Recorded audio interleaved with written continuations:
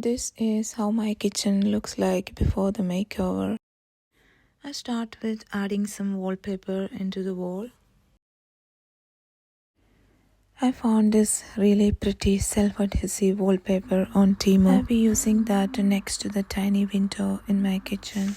The flowers are light pink in color, but the camera shows it much darker.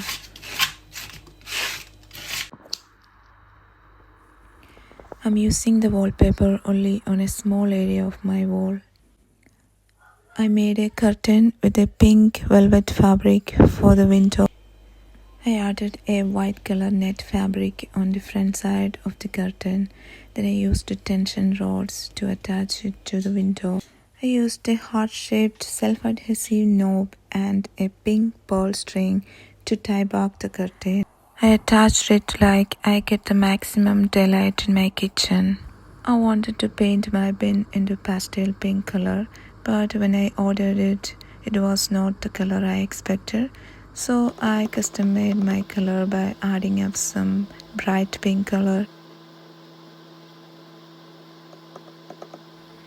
I want everything to match in my kitchen, and pink is my favorite color. And this is how the bin looks right now. My next project is to give a makeover to the old lady in my kitchen, which is the gas hob. I never use it because I don't have gas connection in my home. I use an electric hob for cooking, but I still use it to fill the gap between the cabinets.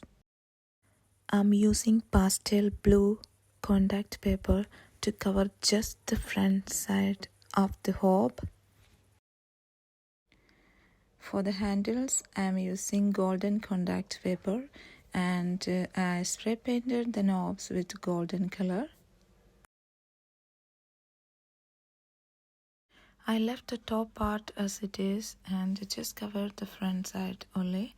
It looks much better than before, and this is how it looks like now.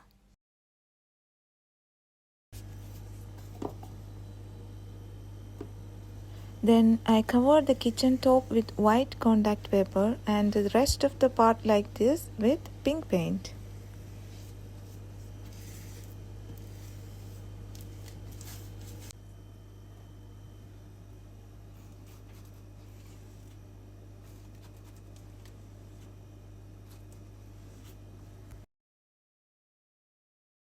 I have an old fridge, but it still works perfectly well. But it doesn't look that good, so I gave it a makeover.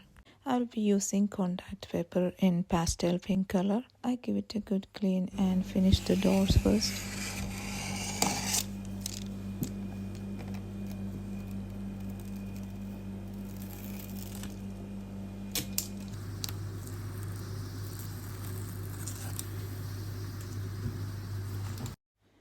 Then I painted the handles with the paint I previously custom made. And because it was too heavy to move forward, I had to wait a few days to get help from someone. Then, as usual, I realized there is nobody to help me, so I did it myself.